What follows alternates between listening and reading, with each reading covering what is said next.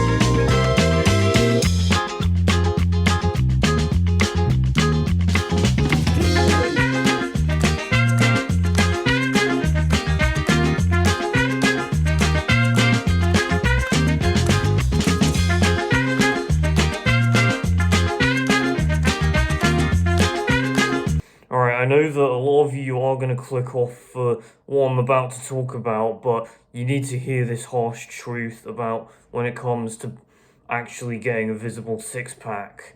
And that's really down to the fact that all these circuit-style ab workouts that you honestly see all over social media and online are ultimately going to be a complete waste of time, and that is due to how, not only how fatiguing they are, but how ineffective they are at actually getting you that visible six-pack that you're quite frantically after.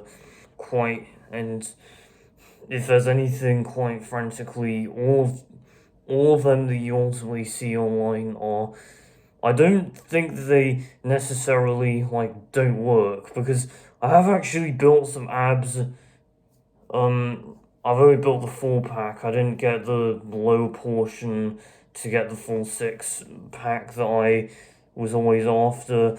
But ultimately, I did build abs from these circuit style routines. However, they were much less effective than if I did what I'm about to tell you here in this video. And so, and before I ultimately get onto that, I'm going to ask you as to why they are so ineffective.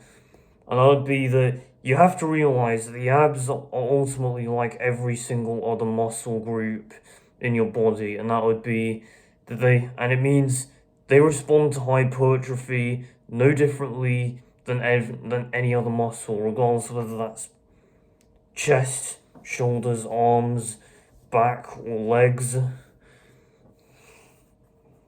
or neck, even. I mean, this does look very weird with the microphone setup.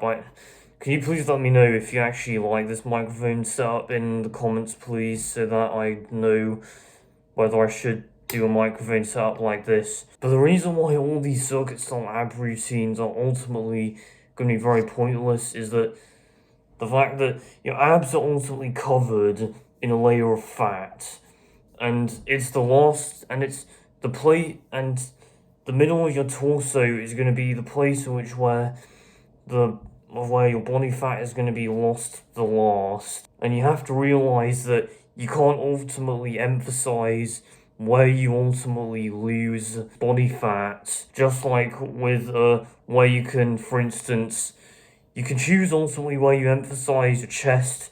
You can choose whether that's the upper part of your chest, the middle part of your chest, or the lower part of your chest on any form and any kind of pressing movements. And that's the same with biceps. You can emphasize either the outer portion, called the long head, and as well as the inner portion, which is the short head. But unfortunately, when it comes to fat loss, it does not work that same way. And quite frankly, you can't emphasize where you ultimately lose that fat, regardless of whether that is in your arms. Because, like, you do realize that in order to lose arm fat, you don't do endless levels of bicep curls and tricep extensions. It's no different for losing belly fat on your torso where your abs are hiding below. And in terms of the actual muscle building side of getting that six pack that you're after, and that would be that you have to realize that all these bodyweight circuit style routines are not going to be as effective as if you did something a lot better that applied training almost a few reps failing and taking proper rest periods and applying progressive overload like what's done with every other muscle group in your body. And so the thing what you should do instead is that if you're either so hooked on these bodyweight circuit style routines, or if you want to actually get a visible six pack in the no BS way, then the things that you ultimately are going to work best for you is ultimately going to depend on where you ultimately start with. And so let's go with the ones who have a ginormous amount of belly fat and they quite frantically. The thing you need to quite frantically do is be in a caloric deficit, which basically means oh man, it basically means to basically burn more calories than what you're consuming, and you don't need to follow some ridiculous diet that some alpha male red pill YouTuber is trying to recommend to you. All right, today we're training biceps. So what are you waiting for? Go buy it now! Buy the freaking cookbook! What's going on, guys? You gotta eat big to get big, boys, and today I'm gonna teach you the secrets to get jacked! Because ultimately, though, like, I don't recommend this whatsoever because you are gonna feel like absolute shit if you try it, but I could genuinely lose fat by legitimately eating fish and chips as well as chocolate bars all day. I don't recommend this whatsoever due to the fact that it's going to make you feel worse physically and mentally, and it's going to make you feel more tired. But I genuinely could, because fat loss is this whole game of calories in versus calories out. And I'm not like actually, when I do say it though, I'm not honestly recommending anyone to go down this diet whatsoever. And even me though, who has like basically made to be starved all along quite frantically, I really still don't recommend this diet whatsoever. And I could also gain fat by straight up eating leaves and grass in the wild, and it does sound crazy, but fat loss is this whole mechanism of calories in versus calories out.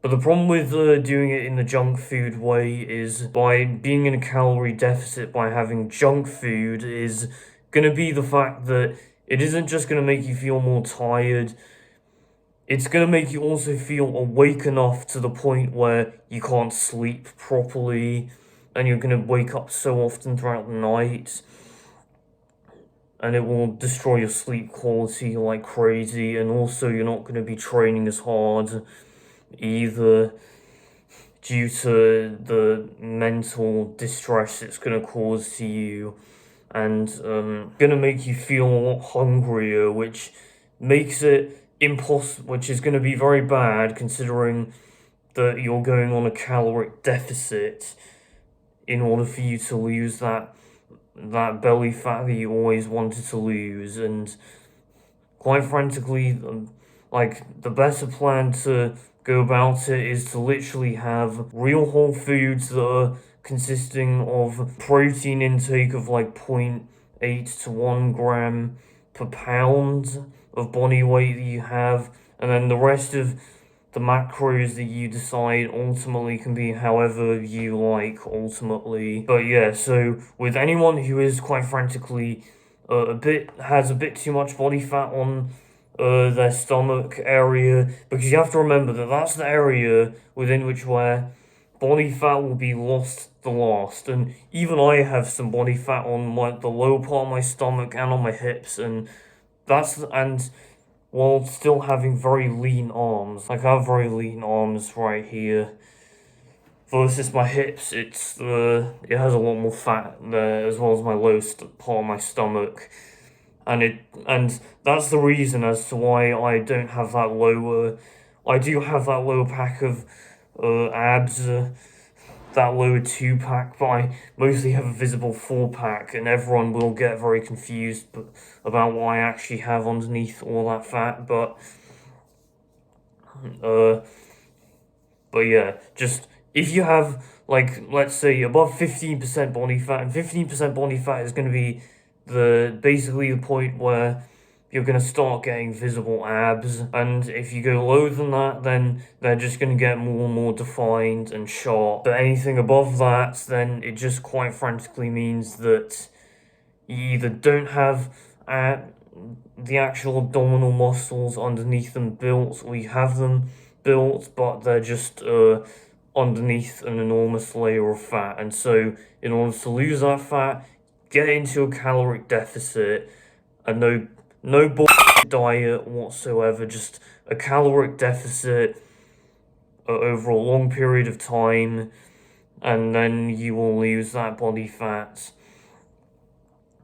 But if you are someone who does not have the abs that are built, then using these bodyweight circuit style routines are not going to ultimately help you by any means, due to the fact that the abs, they perform no differently compared to any other muscle, of where they must be taken close to failure and be applied with progressive overload, which basically means increasing the intensity of any sort by any means, regardless of whether it's more reps, more weight, or better form. And so there's only really 2 exercises you ultimately need, surprisingly, to actually build your abs up. And to actually build the abdominal muscles, what they perform is spinal flexion, or basically rounding your spine. And the 2 exercises that are going to be best to do would be some kind of crunch, within which where you basically place your hands behind your head right here, and you think about bringing your chest down, right down to and think about bringing your chest right down to your pelvis. Don't think about endlessly winging it down. Think about bringing your chest right down to your pelvis. And that's the same with any form of leg raise, and that's another exercise I'm also going to recommend to you to do. It's the leg raise, of where you bring your pelvis up to your chest. And the leg raise can be anything you desire, regardless of whether it's hanging off of a bar, using a captain's chair, or doing it on the ground. And both of these exercises require progressive overload, and if you want a progressive overload with the crunch, add a dumbbell behind your head. And if you want to do it with a leg raise, then what is shown right here is me using a dumbbell on a leg raise. Although, be very careful though, because you have to really squeeze in, because you really have to squeeze the dumbbell in tight, because if you don't, and you raise the dumbbell over your head and you don't squeeze in tight, then that's game over for you and your entire process of building abs. And it's gonna be so painful when that dumbbell and that weight drops onto your head. And your abs, they have to be trained like every other muscle, and you have to take them basically close to failure, and it's none of the BS of like where, you know, you're just lifting like this, and then you go like, oh, and then you go, oh, this one, it kind of burnt a bit, it kind of was hard, and then you drop the weight.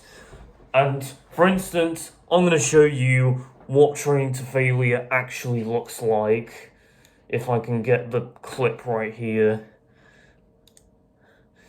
Oh man, I actually just realised just how nervous I am by looking at this.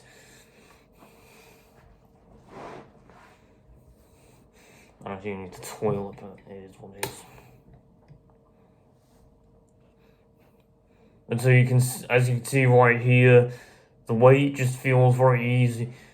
Like what I'm doing right here is that I'm basically using a full range of motion right here, and I'm trying to make sure my form is as solid in place as possible. I'm using a full range of motion.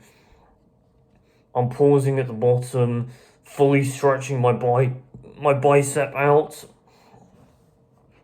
and I'm curling as hard as possible. And what you can see, quite frankly, here is that I'm really controlling it on the way down and exploding it on the way up.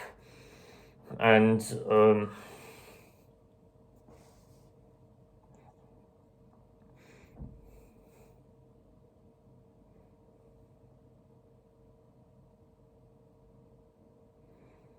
and it does get a little bit more challenging as I go through.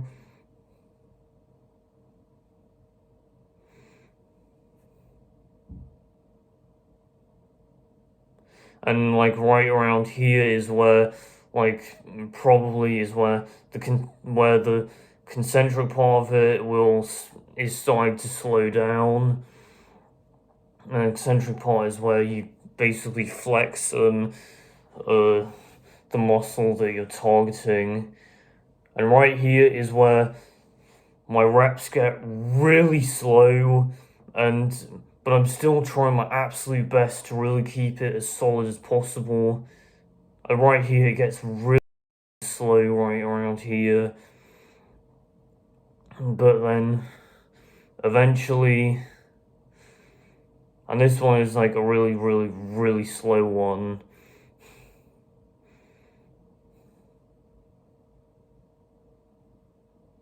And then right here is where gust spring basically kicks in, and I could not move the weight up any further, no matter how hard I pushed. And that is a point where it would be truly failing muscularly.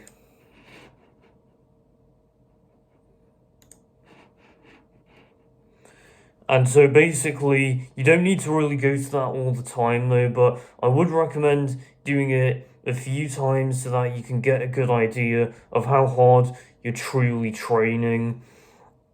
Because training that hard is going to be extremely fatiguing, quite frantically, and heck, even today, like my biceps are so sore from showing you just how hard truly training to failure really is.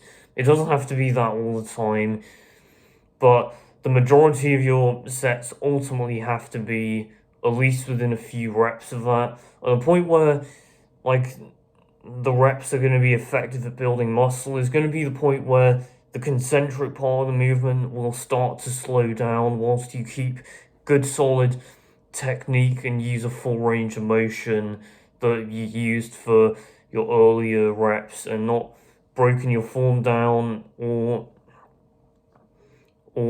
use momentum or cut range of motion. Like, I used momentum of some kind, or you cut range of motion down. And that's the same with abs, of where you have to train them reasonably close to failing and take proper rest periods in between sets, and then apply progressive overload from there. And then that's gonna then build your abs up so much more effectively than doing these bodyweight circuit style ab routines that you see all over social media. And then it's gonna build that nice six-pack that you're always after. And then if you want to And then for them to then get visible yet again, you have to make sure you're cutting down to around 15% body fat or lower, so that those abs become, so that that six pack that you built up becomes visible. But yeah, that is ultimately what I ultimately have to give out for this video. And if you do want to see more of this kind of stuff, and like, please make sure that you really type it out in the comments and try and try and see if you want more of this no BS stuff about what I talk about. And yeah, and that's gonna be it for today. I really just push hard no matter what.